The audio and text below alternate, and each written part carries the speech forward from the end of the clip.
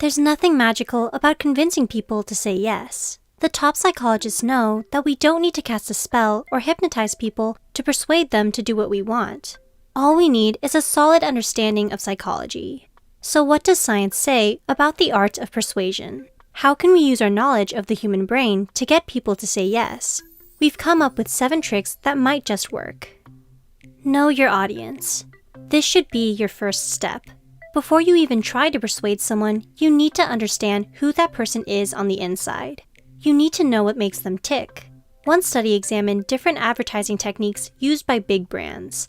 They found that certain ads were more persuasive for different kinds of people. For example, extroverts responded differently to certain ads which appealed to their open-mindedness when compared to introverts. Changing your persuasion tactics based on the unique aspects of the person you're trying to persuade is called psychological targeting, and it's extremely effective. Do favors for people. One of the best-known persuasion techniques revolves around something called the reciprocity bias. This has been analyzed in many different studies. Basically, what it boils down to is simple. People are more likely to do favors for you if you've already done a favor for them in the past. If you want to persuade someone to do something, then you might want to help them out before you ask. The best part about this is you don't need to actually explain what you're doing. There's no need to approach the person and slyly state, "You scratch my back, I'll scratch yours." Reciprocity bias influences a person on a subconscious level without them even realizing it. Tell them everyone else is doing it. It's amazing how people will do just anything if it's seen as trendy. This is called social proof, and it's a well-documented phenomenon in psychology today. Fortunately for you, it's also a great tool to use in the art of persuasion. If you're having trouble getting someone to say yes, then you might consider pointing out all the other people who have made the plunge. If enough people are doing it, people are much more likely to say yes. Make it sound like a rare opportunity. You've probably heard plenty of ads which rely on this persuasion technique. How many times have we heard a salesman tell us to act quickly and that soon all the products will be gone? This technique revolves around something called the scarcity principle, which is another well-documented psychological phenomenon.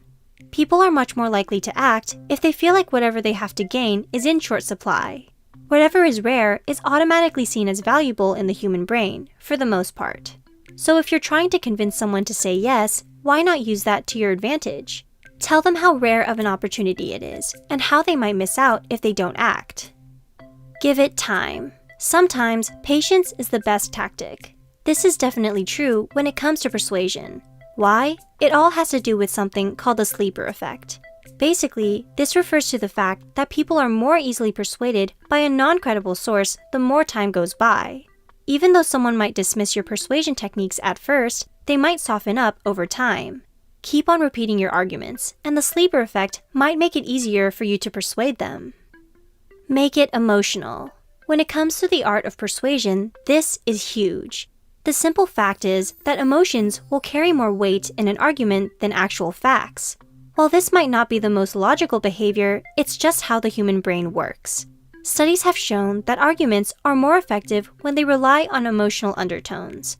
Not only that, but they're even more effective when the arguments are crafted to match the target's current emotional state. For example, playing off someone's excitement is a great way to persuade them into doing what you want. Always keep a sense of humor. If you really want to persuade people, then you should definitely maintain a great sense of humor. One study even found that self-effacing humor was very effective in persuasion. For those who don't know, self-effacing is basically being timid or shy. When persuading people, it's easy to seem a little confrontational. But if you don't take yourself too seriously when trying to persuade others, it can definitely work to your advantage. You might even consider making fun of yourself. Lastly, we want to say thank you to everyone for watching and supporting our videos.